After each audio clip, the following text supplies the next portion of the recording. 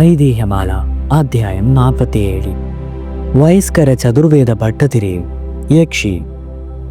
വൈസ്കര ഇല്ലത്ത് ഒരു കാലത്ത് പുരുഷന്മാരാരുമല്ലാതെ ഒരു കന്യക മാത്രമായി തീരുകയും ആ കന്യകയെ കിലാമന്തോൾ മോസ് സർവസ്വാധാനമായി വിവാഹം കഴിച്ച് അവിടെ ദത്ത് കയറുകയും അവിടെ അങ്ങനെ ചെയ്യുകയാൽ അക്കാലം മുതൽ കാണല്ലോ അവിടെയുള്ളവർക്ക് വൈസ്കര മോസ് എന്നുള്ള പേര് സിദ്ധിച്ചത്. ഇതിനു മുമ്പ് ഈ ഇല്ലത്ത് പലപ്പോഴും പുരുഷന്മാരല്ലാതെ ഒരു കന്യക മാത്രമായി തീരുക ഉണ്ടായിട്ടുണ്ട്. അപ്പോഴെല്ലാം ഓരോരുത്തർ ആ കന്യകമാരെ സർവസ്വാധാനമായി വിവാഹം കഴിച്ച് അവിടെ ദത്ത് കയറുകയും അപ്രകാരം ദത്ത് കയറുന്നവരുടെ പേരനുസരിച്ച് അവിടെ ഉണ്ടാകുന്നവർക്ക് വൈസ്കര നമ്പൂതിരി, വൈസ്കര ഭട്ടതിരി, വൈസ്കര പോറ്റി ഇങ്ങനെ പല പേരുകളും സിദ്ധിക്കുകയും ചെയ്തിരുന്നു. ഒരിക്കൽ അവിടെ ഒരു ഭട്ടതിരി ദത്ത് കയറിയതിനാൽ അക്കാലം മുതൽ പിന്നെ ഒരു ദത്തുണ്ടായതുവരെ അവിടെയുള്ളവരെ വൈസ്കര ഭട്ടതിരി എന്നാണ് പറഞ്ഞു വന്നിരുന്നത്. ഒരു കാലത്ത് വൈസ്കര ഇല്ലത്ത് ആയുർവേദം ഉൾപ്പെടെ 4 വേദങ്ങളും പഠിച്ച ഒരു മഹാവിദ്വാൻ ഉണ്ടായിത്തീർന്നു. അദ്ദേഹത്തെ എല്ലാവരും ചതുർവേദി ഭട്ടതിരി എന്നാണ് പറഞ്ഞു വന്നിരുന്നത്.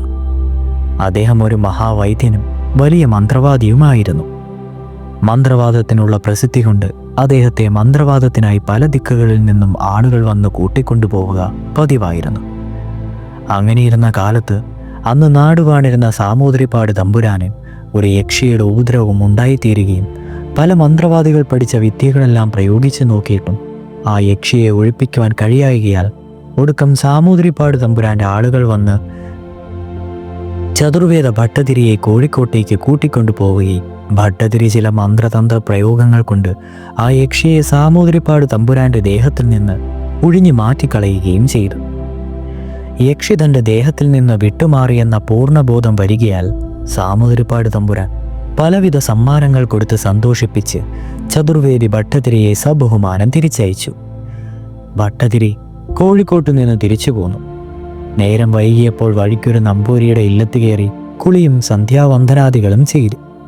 അവിടെ അത്താഴവും കഴിച്ച് അവിടെ ഉപഗ്രഹവുമായിട്ടുള്ള ഒരു മാളികയിൽ കിടന്നുറങ്ങുകയും ചെയ്തു. വഴി നടന്നുള്ള ക്ഷീണം കൊണ്ട് കിടന്ന ഉടനെ അദ്ദേഹം ഉറങ്ങിത്തുടങ്ങി. അപ്പോൾ ആരോ അടുക്കൽ വന്ന് ഹേ, തലയിണയുടെ താഴെയിരിക്കുന്ന ഗ്രന്ഥം അവിടെ നിന്ന് മാറ്റിവെക്കണം എന്ന് പറഞ്ഞതായി അദ്ദേഹത്തിന് തോന്നി. പെട്ടെന്നുണർന്ന് കണ്ണു തുറന്നു നോക്കിയപ്പോൾ സർവാംഗ സുന്ദരിയായ ഒരു സ്ത്രീ തൻ്റെ അടുക്കൽ നിൽക്കുന്നതായി അദ്ദേഹം കണ്ടു. വിളക്ക് കെടുത്തിയിട്ടില്ലായിരുന്നതിനാൽ ആ സ്ത്രീയെ അദ്ദേഹത്തിന് പ്രത്യക്ഷമായി കാണാമായിരുന്നു. ആ സ്ത്രീ പിന്നെയും ആ ഗ്രന്ഥം മാറ്റിവെക്കുവാൻ പറഞ്ഞു. ചതുർവേദി ഭട്ടതിരി എവിടെ പോകുമ്പോഴും ഒരു മന്ത്രവാദ ഗ്രന്ഥം കൊണ്ടുപോവുകയും രാത്രികാലങ്ങളിൽ കിടക്കുമ്പോൾ അത് തലക്കിൽ വെച്ചുകൊണ്ട് കിടക്കുകയും പതിവായിരുന്നു. അദ്ദേഹം പല സ്ഥലങ്ങളിൽ നിന്നും ദുഷ്ടദേവതകളെ ഒഴിക്കുന്ന ആളുമാകിയാൽ ആ വകക്കാർക്ക് അദ്ദേഹത്തോട് വിരോധമുണ്ടാകുന്നതിനും തന്നിമിത്തം അവർ അദ്ദേഹത്തെ ഉപദ്രവിക്കുവാനും ഇടയുള്ളതുകൊണ്ടും ഈ ഗ്രന്ഥം കൈവശമുള്ളപ്പോൾ ഒരു ദേവതയ്ക്കും അദ്ദേഹത്തെ ബാധിക്കുവാൻ നിവൃത്തിയില്ലാത്തതുകൊണ്ടുമാണ് അദ്ദേഹം ആ ഗ്രന്ഥം കൊണ്ടു നടക്കുകയും അത് തലയ്ക്ക് വെച്ചുകൊണ്ട് കിടക്കുകയും ചെയ്തിരുന്നത്. ഭട്ടതിരി ആ സ്ത്രീയുടെ വനിതാര സാധാരണമായ രൂപലാവണ്യം കണ്ട് അവൾ കേവലം മനുഷ്യസ്ത്രീ അല്ലെന്ന് നിശ്ചയിക്കുകയും അത്യന്തം വിസ്മയിക്കുകയും ചെയ്തുകൊണ്ട് നീ ആര്, എവിടെ വന്നതെന്തിന് എന്നൊക്കെ ചോദിച്ചു. ഈ ഗ്രന്ഥം മാറ്റിവെക്കുന്നത് എന്തിനാണെന്നും ചോദിച്ചു. അങ്ങനെ ഉപദ്രവിക്കുകയില്ലെന്ന് സത്യം ചെയ്താൽ ഞാൻ പരമാർത്ഥം പറയാമെന്ന് ആ സ്ത്രീ പറയുകയും അവളുടെ രൂപവിശേഷം കണ്ട് അവളിൽ ആസക്തനമായി തീർന്ന ഭട്ടതിരി അപ്രകാരം സത്യം ചെയ്യുകയും ചെയ്തു. ഉടനെ ആ സ്ത്രീ വീണ്ടും പറഞ്ഞു, ഞാൻ സാമൂതിരിപ്പാട് തമ്പുരാനെ ബാധിക്കുകയും അവിടെ നിന്ന് അങ്ങാൽ നിഷ്കാസിതയായി തീരുകയും ചെയ്ത യക്ഷിയാണ്. ഭവാന്റെ രൂപസൗന്ദര്യം കണ്ട് ഭവാനിൽ അത്യന്തം അനുരക്തയായി തീർന്നിരിക്കുകയാണ് ഞാൻ. അതിനാൽ അങ്ങെന്നെ സദയം സ്വീകരിക്കണം. ആ ഗ്രന്ഥം മാറ്റിവെക്കാതെ എനിക്ക് ഭവാനെ തൊടുവാൻ നിവൃത്തിയില്ലല്ലോ. ഇത് കേട്ട് ഭട്ടതിരി നീ എന്നെ ഉപദ്രവിക്കുകയില്ലെന്ന് സത്യം ചെയ്താൽ ഞാൻ ഗ്രന്ഥം മാറ്റിവെക്കാം എന്ന് പറഞ്ഞു. അത് കേട്ട് യക്ഷി സസന്തോഷം സത്യം ചെയ്യുകയും ഭട്ടതിരി ഗ്രന്ഥമെടുത്ത് മാറ്റിവെക്കുകയും അവർ സന്തോഷസമേതം ഭാര്യ ഭർത്താക്കന്മാരുടെ നിലയിൽ ആ രാത്രി നയിക്കുകയും ചെയ്തു. വെളുപ്പാൻ കാലമായപ്പോൾ തന്നെ കൂടെ കൊണ്ടുപോകണമെന്നുള്ള യക്ഷി ഭട്ടതിരിയോടും തന്നെ കൂടി പോരണമെന്ന് ഭട്ടതിരി യക്ഷിയോടും അപേക്ഷിക്കുകയും അപ്രകാരം രണ്ടുപേരും സമ്മതിക്കുകയും ചെയ്തു.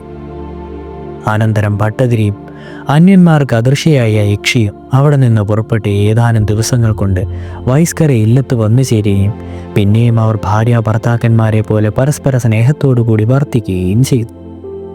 ആ യക്ഷി വിട്ടുപിരിയാത്ത സദാ വയസ്കര ഇല്ലത്ത് തന്നെ താമസിച്ചിരുന്നുവെങ്കിലും ഭട്ടതിരിക്കല്ലാതെ മറ്റാർക്കും ആ ദിവ്യമൂർത്തിയെ കാണുവാൻ പാടില്ലായിരുന്നു. അതിനാൽ ഈ കഥയൊന്നും മറ്റാരും അറിഞ്ഞിരുന്നുമില്ല.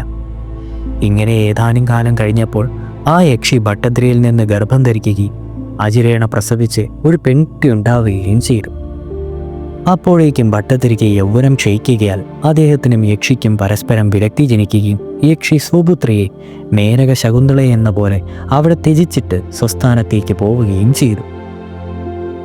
ആ യക്ഷിയുടെ അനുഗ്രഹത്താൽ ആ പുത്രിയും ദിവ്യയായ ഒരു യക്ഷിയായി പെട്ടെന്ന് യൗവനയുക്തയായി തീരുകയും അന്യന്മാർക്ക് അദൃശ്യയായി അവിടെ തന്നെ താമസിക്കുകയും ചെയ്തു. ചതുർവേദ ഭട്ടതിരി ചരമഗതിയെ പ്രാപിക്കാറായ സമയം സ്വപുത്രിയായ യക്ഷിയെ അടുക്കൽ വിളിച്ച് സ്വകാര്യമായി, ഞാൻ ഇകലോകലാസം വിടിയാറായിരിക്കുന്നു, എങ്കിലും നീ കുടുംബ പരമ്പര ദേവതയായി ഇന്നും ഇവിടെ വസിക്കണം. നിന്നെ ഒരു പരദേവതയായി ഇവിടെയുള്ളവർ എന്നും ആചരിച്ചു കൊള്ളുമെന്ന് പറഞ്ഞിട്ട് അദ്ദേഹം തൻ്റെ സജാതീയ ഭാര്യയിലുണ്ടായിരുന്ന പ്രഥമ പുത്രനെയും അടുക്കൽ വിളിച്ച് തനിക്ക് യക്ഷി ഭാര്യയായി തീർന്ന കഥയും പുത്രിയുണ്ടായതും ആ പുത്രി കുടുംബ പരദേവതയായി താമസിക്കുന്ന വിവരവും ആ പുത്രിയായി യക്ഷിയെ ആചരിക്കേണ്ടുവന്ന ക്രമവും മറ്റും പറയുകയും ഉടനെ മരിക്കുകയും ചെയ്യും. ചതുർവേദി ഭട്ടതിരിയുടെ പുത്രിയായ യക്ഷി ഇപ്പോഴും അദൃശ്യയായി വൈസ്കര ഇല്ലത്ത് താമസിച്ചു വരുന്നുണ്ടെന്നാണ് വിശ്വാസം. ആ യക്ഷിയെ സുന്ദരിയായ സ്ത്രീയുടെ രൂപത്തിലും സ്വരൂപത്തിലും അഗ്നിഗോളമായും മറ്റും ഏതാനും കാലങ്ങൾ മുമ്പ് വരെ പലരും കണ്ടിട്ടുള്ളതായി കേൾവിപ്പെട്ടിട്ടുമുണ്ട്. വൈസ്കര ഇല്ലത്ത് ഇപ്പോഴും ആണ്ടിലൊരിക്കൽ ഒരു ദിവസം കുറുപ്പന്മാരെ കൊണ്ട് കളമെഴുത്തും പാട്ടും നടത്തി വരുന്നുണ്ട്. ഇത് മുൻപിലാലെ നടത്തി വന്നതാണ്. കുറുപ്പന്മാരെഴുതുന്ന കളങ്ങ, അതായത് 5 നിറത്തിലുള്ള പൊടികൾ കൊണ്ട് നിലത്ത് വരയ്ക്കുന്ന സ്വരൂപങ്ങളുടെ കൂട്ടത്തിൽ ചതുർവേദി ഭട്ടതിരിയുടെയും യക്ഷിയുടെയും കളങ്ങൾ കൂടി ഇപ്പോഴും എഴുതി കാണുന്നുണ്ട്. യക്ഷിയെക്കുറിച്ചുള്ള പാട്ടിൽ കുറുപ്പന്മാർ ചതുർവേദി ഭട്ടതിരിക്ക് തിരുമകളായിരുന്നമ്മ എന്നുകൂടി പാടുന്നുമുണ്ട്. അതിനാൽ ഈ ഐതിഹ്യം കേവലം അടിസ്ഥാനരഹിതമല്ലെന്നും ഏതോ ഒരു കാലത്ത് ഏതാണ്ടൊക്കെ ഉണ്ടായിട്ടുള്ളതാണെന്നും വിശ്വസിക്കുന്നതായി ഇരിക്കുന്നു. ഇതോടുകൂടി ഐതിഹ്യമാല അധ്യായം 47 സമാപിച്ചിരിക്കുകയാണ്. അടുത്തത് അധ്യായം 48 രാമപുരത്ത് വാര്യർ തുടരും.